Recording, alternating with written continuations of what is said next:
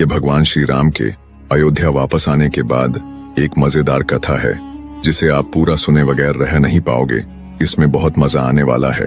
तो चलिए अब शुरू करते हैं। जब राम जी रावण का वध करके वापस आए तो अयोध्या में खूब जश्न मनाया गया था। तभी राजा जनक जी ने एक पत्र लिखा। हे प्रभु श्री राम जी, 14 वर्ष बाद आप वन से आए हो।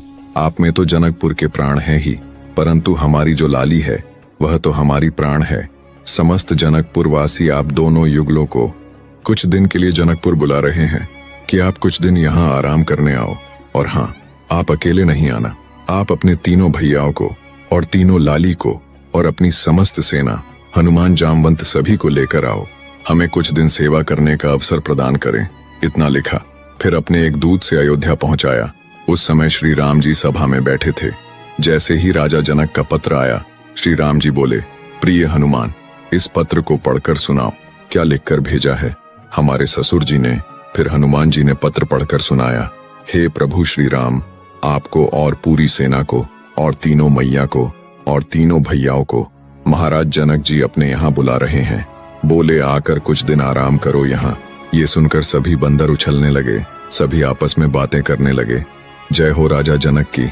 अब हम सब जाएंगे, बढ़िया आराम करेंगे और खूब अपने शरीर की सेवा कराएंगे। बहुत युद्ध करके आए हैं रावण की सेना से। बढ़िया मालपुआ खाने को मिलेगा। राम जी की बारात में तो हम नहीं जा पाए, लेकिन बारात की चर्चा हमने सुनी थी। सारे बानर बहुत खुश हो गए। बानरों की उत्सुकता देखकर राम जी बोले, शांत हो जाओ सभी। अब हमारा निर्णय यह है कि जनकपुर हमारी ससुराल है और कहीं भी नाक कट जाए चलता है, लेकिन ससुराल में नाक ऊंची रहनी चाहिए। इन सभी बातों को ध्यान में रखते हुए हमने सोचा है कि हम जाएंगे। भरत, लक्ष्मण, शत्रुघ्न सभी जाएंगे। चारों बहुएं जाएंगी। कुछ वरिष्ठ लोग जैसे जामवंत जी, हनुमान जी और अंगद जी जाएंगे।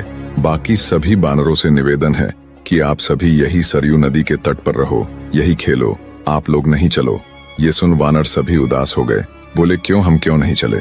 आप लोगों का स्वभाव ऐसा ही है, किसी से भी छीन कर खा जाते हो, कहीं पर भी मल मूत्र त्याग देते हो, कहीं भी उछल कूद करते हो, डाले तोड़ देते हो, वन उजाड़ देते हो।